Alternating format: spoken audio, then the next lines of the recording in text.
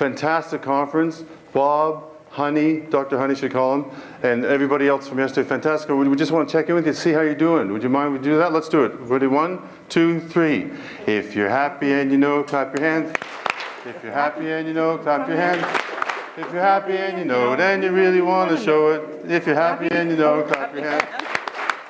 Way to go, Dan. Now don't go anywhere. Oh. Diane said, I'm French Canadian, I don't know that song. She did a great job. Now when I'm finished, Diane's going to get up and thank everybody that made this conference possible, but she's going to forget somebody because she's humble. She's going to forget herself. So folks, if you took one little piece of insight, one little piece of courage, one little piece of hope away from this conference, please thank this woman now.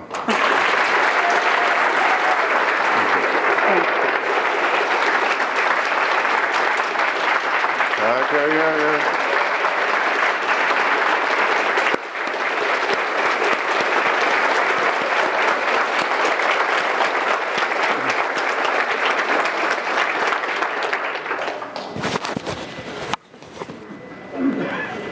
Great teams need leaders, and I'm glad we can recognize her.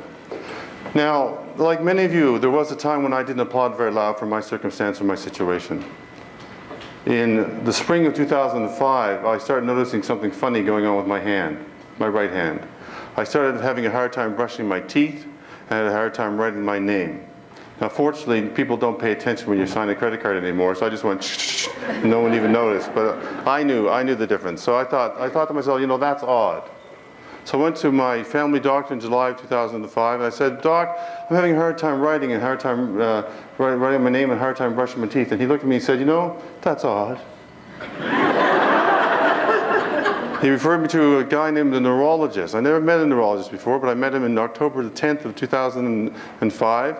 I went in and I said, Doc, I'm having a hard time writing my name and brushing my teeth. And he said, you know what? That's odd. But he said, I think I know what it might be, or at least I think I know what your choices are. It's either Parkinson's or a brain tumor. Yeah, thank you very much. You got that choice before? You got ALS or Parkinson's. You got brain tumor, Parkinson's, whatever, right? So the old CAT scan in January 2006 revealed that my brain was mostly intact, except for the substantia nigra, which is a little bit weak on this side of my brain, therefore affects this side of my body. And I immediately went into what I call a state of sort of a shock, I guess. Shock and denial, and to be honest with you, a little bit of shame. Because I was a healthy young fella at the age 45. I've climbed mountains on 3 continents. I've run 2 marathons. I've kayaked, including the Queen Charlotte Islands in this gorgeous province of British Columbia. And I'm a pretty healthy guy. And I said to myself, with apologies to the folks in the room with gray hair, I said to myself, this is an old person disease. What the heck am I doing with it? 45 years old. For a year, I didn't tell anybody.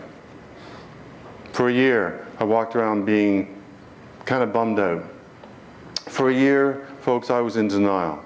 And denial is not just a river in Egypt. Denial is a specific condition of not wanting to face your issues, face your challenges, face your concerns, face your fears, face whatever it is you need to face to get on with life, to move forward. In fact, in the context of today's conversation, to move forward.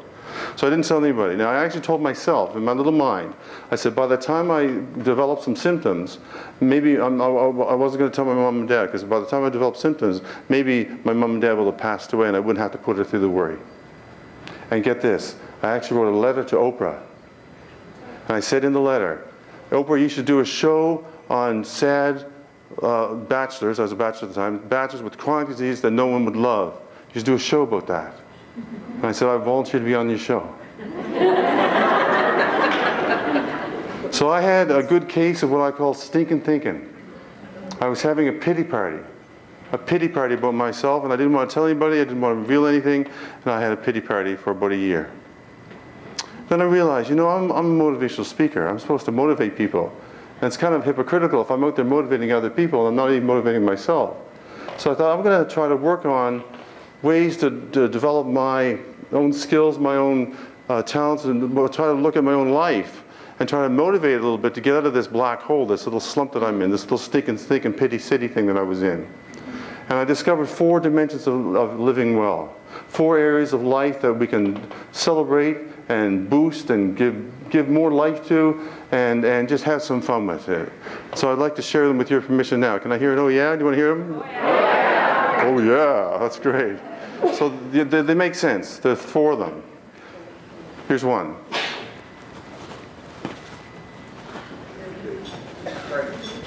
Here's another one.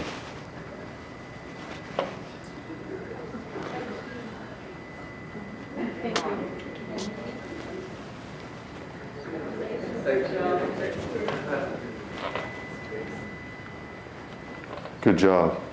Physical dimension of living well, the emotional level of living well, the spiritual level of living well, and the mental level. Now, the physical, I could talk about strength, exercise, training, and all that. So I'm not going to talk about that. I'm going to talk about the body as a vibration. Because every cell in your body vibrates. Every single cell in your body vibrates. And whether you're vibrating like blah, blah, or whether you're vibrating like makes all the difference in your life, physically. Emotionally, I could talk about happy, sad, and mad. Because those are the only 3 emotions. There are no other feelings except happy, sad, and mad. Every other emotion is a subset of those, happy, sad, and mad. We're not going to talk about happy, sad, and mad emotion. I'm going to talk about the juice of joy that we get when we are in right relationship with another human being. That's the emotional connection, that good feeling with another human being that we get along with. The mental one is quite simply choosing your perspective. What perspective do you want to have? What mindset do you want to have? Bob said it beautifully. What mindset do you want to have when you encounter anything in your life? And finally, spiritually, I could talk about church, mosque, synagogue, and temple. But I'm not a priest, a rabbi, or a Muslim imam. I'm just going to talk about that beautiful sense of connectedness to something greater than yourself, which I call a spiritual connection.